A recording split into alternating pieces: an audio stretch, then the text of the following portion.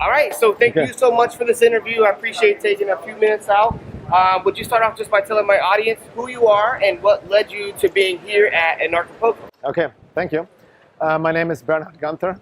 I'm originally from Germany, live now in Los Angeles, and I have a website called veilofreality.com, piercing the veil of reality, and I've, been on this path of seeking truth within and without for about 20 years now. So my work is really a combination of many things. I don't really not only focus on one topic, right? So I go into conspiracy stuff, right? Obviously, anarchy stuff in terms of corruption of government, but also we're going way deeper into more esoteric topics, occult topics, spirituality, because for me it's important this day and age to seek truth within and without. So it's about understanding the outer control of the matrix and whatnot, and pointing out the corruption, but also the necessary inner work to deprogram ourselves, decondition ourselves, and also confront our wounding, which we all have from growing up in a society where pathology has become normalized. Right, right.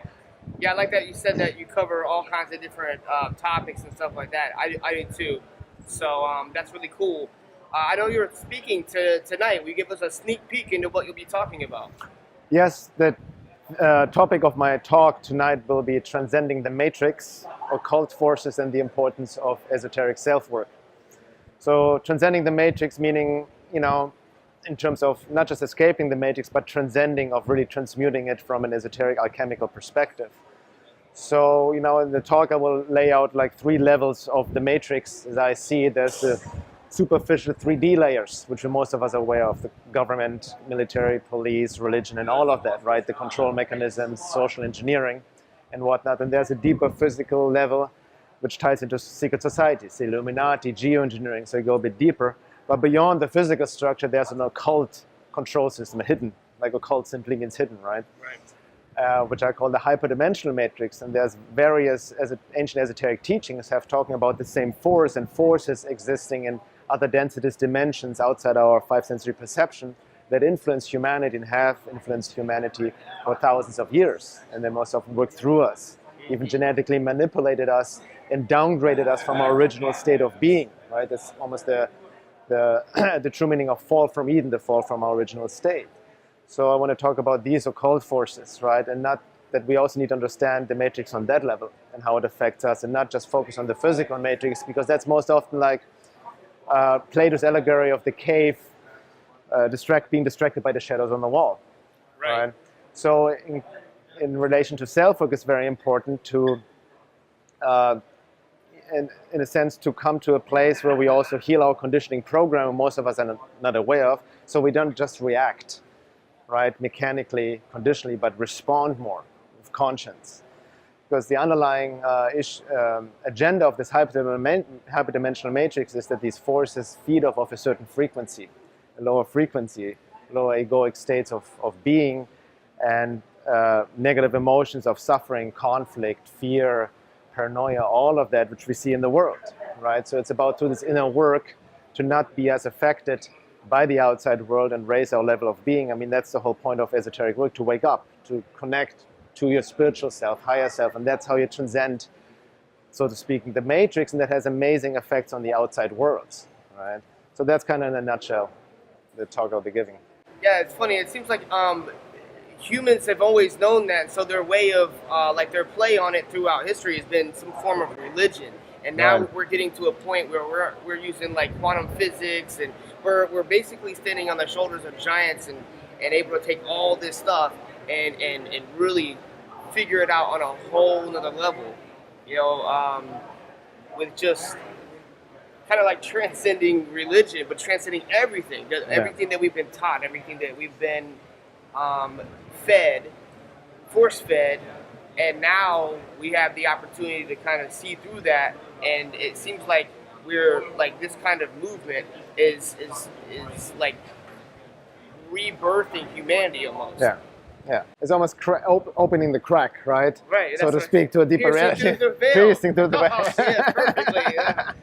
Yes. Right, so it helps, and we all play our individual roles. I feel it's very, it's all about also respect the individual, and also everybody's own individual awakening process. And I feel we all have certain talents and gifts that are unique to us, and everybody is here to contribute. It doesn't matter what it is, but it needs to be something that you're passionate about, right? Everybody can do something better than the other person, and that's how we help each other, so to speak, right? Like you do with your video work, I do with my writings, whatnot. For me, nobody's better or worse.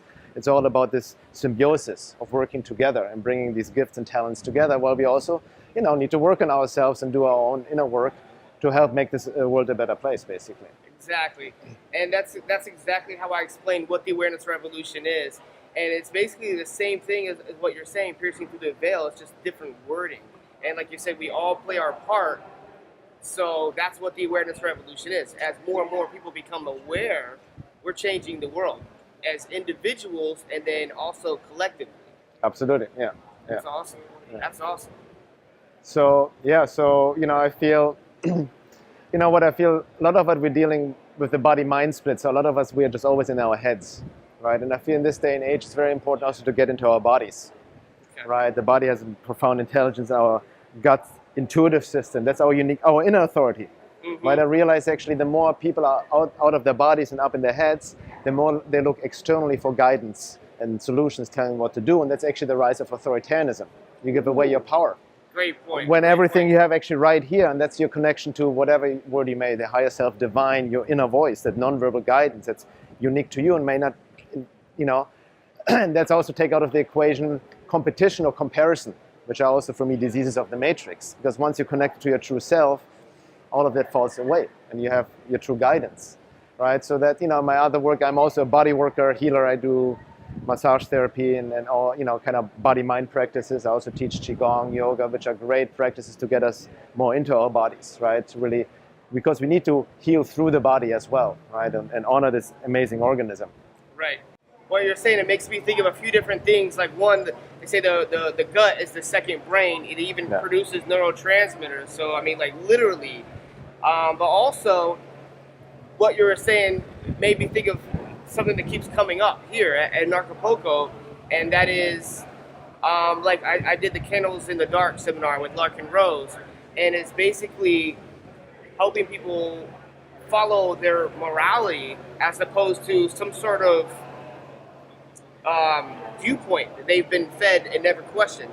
Right. So, yeah, like you said, like if you're listening to your inner self, listen to your own thoughts and decide for yourself, is that moral? No. Okay. Well, it's even beyond. I feel the question of morality goes beyond the thought process. I feel it's fine and good to, and I love Larkin's Rose. He's so good with logic and explaining things and analogies. But I also realized you cannot always convince people logically by a thought. Yes. Right? So there's also, we have to understand with 8 billion people on this planet, there are vast different levels of being and soul individualization. So we may all look the same, but we are not the same internally. Right. And there are vast different, like I said, soul lessons in terms of the evolution of the soul, and that goes more into the spiritual realms.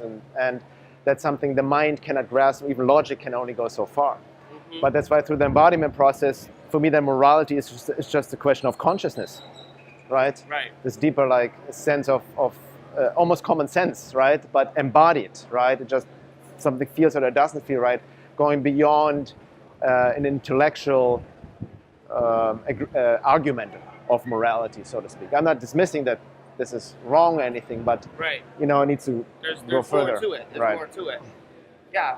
So what do you think about energy vampires and things like that? Quite a reality, yes. I mean, that goes to occult forces, these hidden forces, which have different names from different esoteric teachings. Like I'm sure you heard maybe of the Archons from the Gnostic tradition, Shaitans from Sufism, or the Jinn from Arabian mythology goes down to Wetiko, in Native American spirituality, or even the UFO phenomenon, right, with the negative aliens, reptilians, greys, all these are more actually hyperdimensional, interdimensional beings, and not really physically ETs, but they feed off of a certain frequency, right? And they work, like I mentioned before, these negative emotions, and then they work through humans, through our own minds, right? And that's, when we're around certain people who actually are influenced by these entities, we feel that we get drained. You're just in the presence of certain, you know how it is, and it's actually not consciously done by the other person. That's important to keep in mind. Sometimes we can take it personal, but it's completely unconscious, right? So because there's another reality with these entities using humans almost like a vessel to work through, to feed off of, right? So it's important also in this day and age, I feel, to never take anything personal and not engage in interpersonal fighting. You know, that's almost, I see that sometimes, even within the truth movement, the side project of sometimes this infighting. Like, I'm right, you're right, and this, like, people get very upset, and especially on social media, the insults, and there's always emotional luge. That's matrix behavior. Then the matrix has you. They want us to fight each other. It's the ancient game of divide and conquer, to pit humanity against each other, right? So, yeah.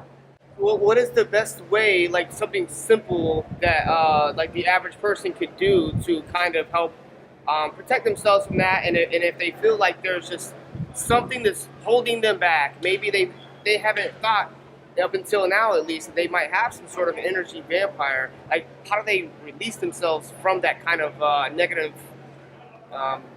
energy? Most important is not to react, not to get into fear, and get into the body. Get out of the mind and not always believe your own thoughts. But most of our thoughts are not our own. Mostly they're conditioned anyway from programming, from society, all these thought loops. Sometimes they can literally be injected by these forces, or called forces. So they're literally not our own. I actually recently in LA saw a great bumper sticker said, you don't always need to believe everything you think. Right? So, because you have to understand thoughts, the relationship from thought to emotion, thoughts trigger certain emotions. Right? So it's like rejecting that and stay in this what I call 0-point non-reactive consciousness, like don't react, stay calm. That's hence we need to be mindful. Then all these mindful practices are very important, meditation, so we don't just get triggered easily by the outside. Right. And then, you know, when we stay in this equanimity, then we are not really affected by these vampires. That's kind of like on the basic level. I mean, there's more to it, right? Very, very cool. I don't want to take up too much of your time. Again, tell everyone what the best place is to learn more about your work. Yeah, my work is, my website is veilofreality.com, and there are many essays, articles, also many interviews I've given over the years. There are films I've made. I've made a few YouTube-style documentaries and webinars. Also, like I said, I do holistic coaching, one-on-one work with people, like spiritual work. I'm a body worker and also host retreats in Peru. So some transformation work, you know. Very cool. Maybe I'll check you out on one of the retreats in Peru. And your YouTube documentaries, are they available on your website? They're available on the website, yes. Awesome. Thank you so much. Awesome.